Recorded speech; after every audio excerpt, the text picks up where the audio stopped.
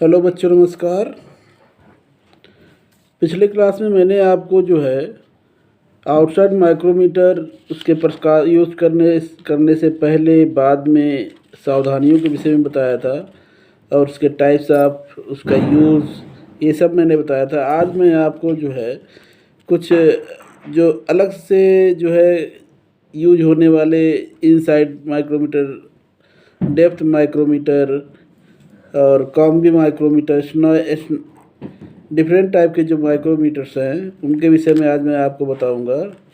तो सबसे पहले इनसाइड माइक्रोमीटर जो है उसके विषय में बताऊंगा। पेपर में क्या होता है कि फिगर दे देते हैं, देख के चित्र जो है देख के बताना पड़ता है कि कौन सा माइक्रोमीटर है कौन सा नहीं है। ये इस प्रकार का है माइक्रोमीटर जो है हमारा इनसाइड माइक्रोमीटर। ये हमारा एनविल लगा हुआ है, एनविल ये अलग से भी आते हैं। और साथ में जो देखिए फिगर हमारा जो बना हुआ है ये हैंडल है। ये हमारे आउटसाइड माइक्रोमीटर के जैसे जो मेजरमेंट दिया हुआ है या थिम्बल दिया हुआ है, तो ये सब भी है। और अलग से अगर इनसाइड और हमें अलग अधिकतम माप के लिए जो है अलग से जो है हमारे आते हैं एक्सटेंशन रॉड आते हैं जो अलग ये दिखाई दे रहे हैं। ये एक्सटेंशन रॉड का यूज करना होता है। तो ये जो है इसके पार्ट्स के नाम क्या क्या हैं ये सबसे पहले देख लीजिए। ये हमारा स्पेसिंग कॉलर है, ये एक्सटेंशन रॉड है, ये लॉकिंग स्क्रू है, एनविल है, और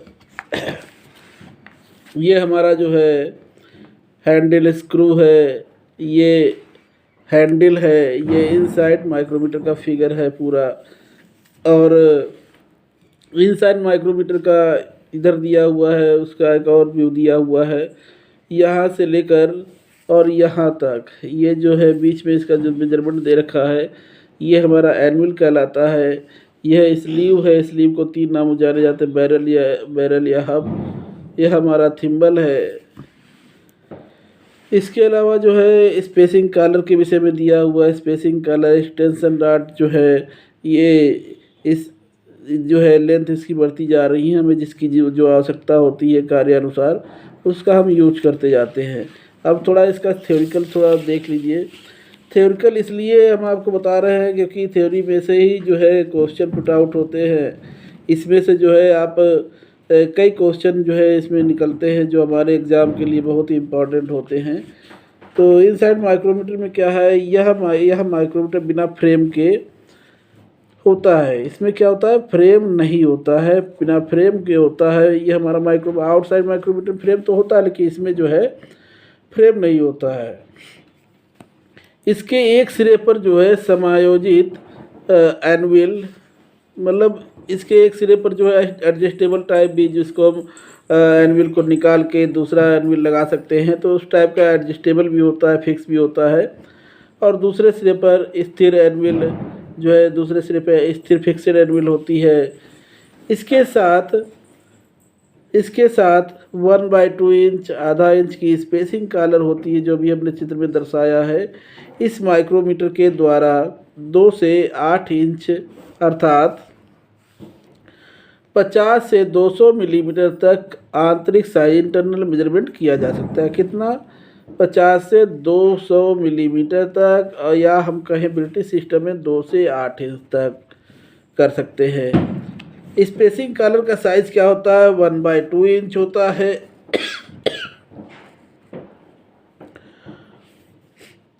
और इसका प्रयोग जो है इंटरनल में इनसाइड के लिए किया जाता है। आगे दिया हुआ है 2 इंच से 2.5 इंच तक स्पेसिंग कॉलर के साथ, 2 इंच से 2.5 इंच तक स्पेसिंग कॉलर के साथ 2.5 इंच से 3 इंच तक खुलता है। इससे अधिक मेजरमेंट अगर हम लेते हैं तो हमें क्या करना है कि मतलब 3 इंच से अधिकतम मेजरमेंट लेने के लिए हम जो है एक्सटेंशन रॉड का प्रयोग करते हैं, जिसका सजिन पर साइज लिखा होता है। जितने भी एक्सटेंशन रॉड होती है सब पर उसका साइज लिखा रहता है। माइक्रोमीटर को पकड़ने के लिए एक लंबा नर्लिंग किया हुआ हैंडल लगा होता है।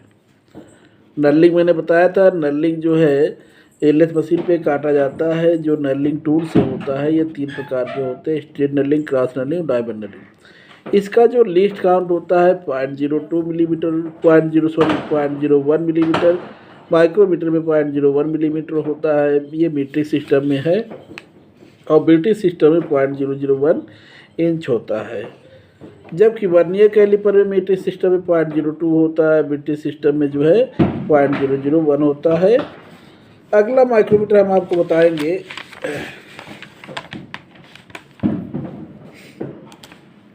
ये देखिए डेप्थ माइक्रोमीटर है। डेप्थ माइक्रोमीटर का देखिए ऊपर का पोर्शन क्या कहलाता है, कैप कहलाता है। ये थिम्बल है और जो है ये ऐसे हम लोग रेचेट स्टाफ भी कहते थे। और ये हमारे मेजरिंग डायमेंशन अंकित हुए हैं, है ना। ग्रेजुएटेड स्लीव दिया हुआ है, जैसे स्लीव हम कहते थे इसको। अगला जो है ये इस प्रकार का स्टॉक दिया हुआ है, स्पिंडल दिया हुआ है, हमारा जो डेप्थ मेजरमेंट करने के लिए फिगर ये बना हुआ है।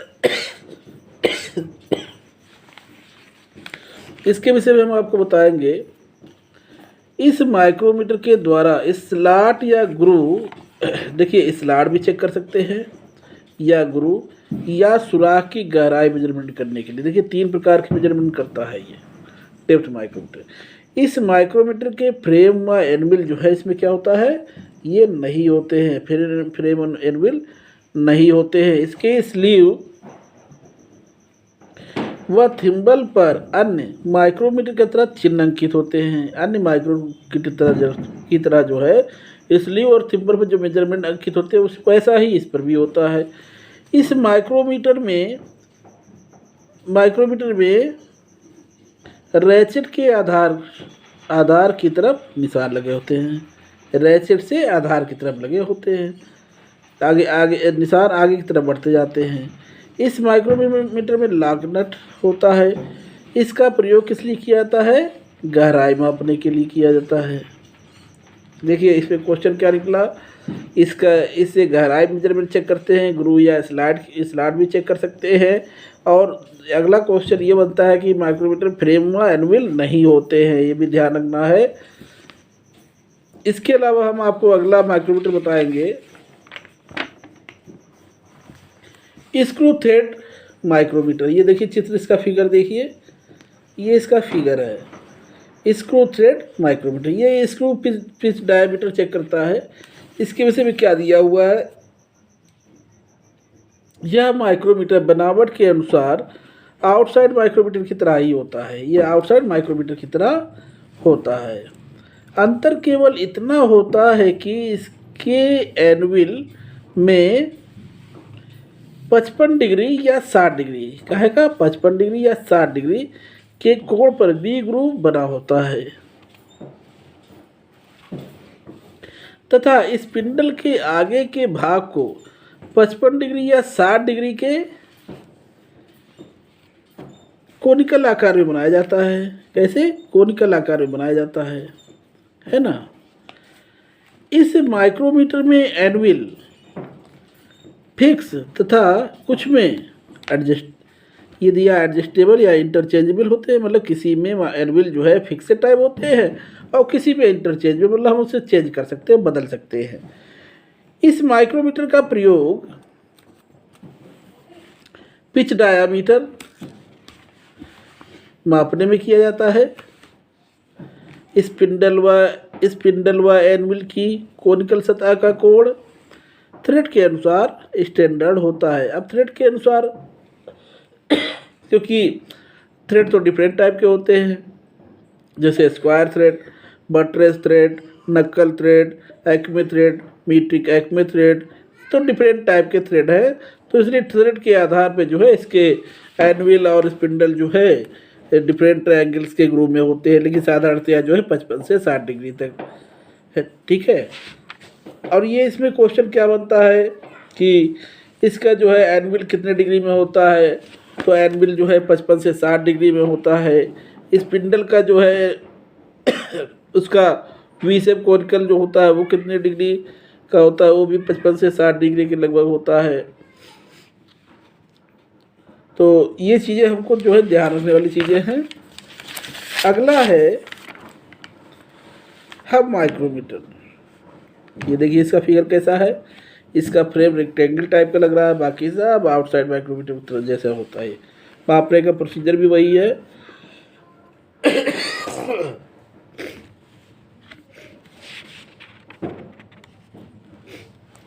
हब माइक्रोमीटर क्या है, इसका फ्रेम आयताकार शक्ल का होता है। काहे का होता है, रेक्टेंगल आकार आयताकार शक्ल का होता है। इसे 20 मिलीमीटर व्यास वाले सुराख में डाला जा सकता है। इसे 20 मिलीमीटर व्यास वाले सुराख में डाला जा सकता है। इसका प्रयोग काहे के लिए किया जाता है, हब की लंबाई मापने के लिए। ये इंपॉर्टेंट है, हब की लंबाई मापने के लिए। और कितने व्यास पे सुराख में डाला जाता है, 20 मिलीमीटर व्यास। इसका फ्रेम किस आकार में होता है, आयताकार शक्ल में होता है। पढ़ने का तरीका बिल्कुल आउटसाइड माइक्रोमीटर से जैसे ही होता है। अगला है ट्यूब माइक्रोमीटर। ये देखिए इसकी आकृति कैसी है। ट्यूब माइक्रोमीटर को जो है, इसका दूसरा नाम जो है स्पान माइक्रोमीटर है। इसे स्पान माइक्रोमीटर भी कहते हैं।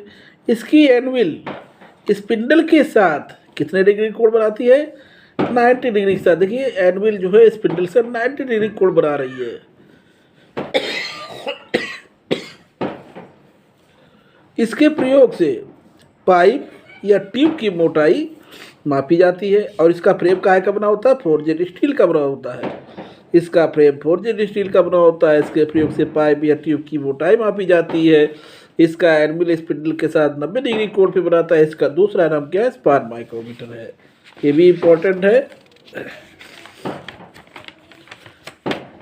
क्योंकि टेक्निकल क्वेश्चन जो है सिलेबस के आधार पे नहीं होते, सिलेबस से बढ़ के दिए जाते हैं। और इसलिए बिल्कुल ही सूक्ष्म रूप से छाट के लोग देते हैं। इसलिए हमको तो लगता है कि थ्योरी में जो है थोड़ा सा बारीकी से अध्ययन किया जाए तो हमारे क्वेश्चन लगभग हल हो सकते हैं। ये हमारा जो है वी एनविल माइक्रोमीटर, इसकी आकृति देखिए कैसी है। इसका जो फ्रेम है, ये जो फ्रेम है, इसके विषय में क्या भी बताते हैं, यही ज़्यादा क्वेश्चन पूछा जाता है इसके विषय में।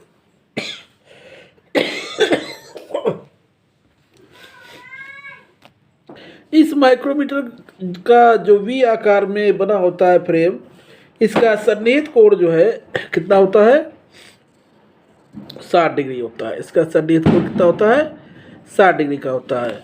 और इसका स्पिंडल आगे से नुकीला तेज होता है। इसके ऊपर किस प्रकार की जाब मापी जाती है, सेंटरलेस जाब मापी। इसके ऊपर सेंटरलेस जाब मापी जाती है। इसके द्वारा मापा गया माप 3/2 होता है। ये आता है पेपर में। अर्थात इसका जो माप आता है वह 3D/2 होता है। इसके ऊपर सेंटरलाइज जाब मापी जाती है। इसके द्वारा मापा गया जो मेजरमेंट होता है 3D/2 होता है। और इसका सन्निहित कोण जो फ्रेम का जो 60 डिग्री होता है, इसकी आकृति 20 शेप में होती है। ये वेरी इंपॉर्टेंट है।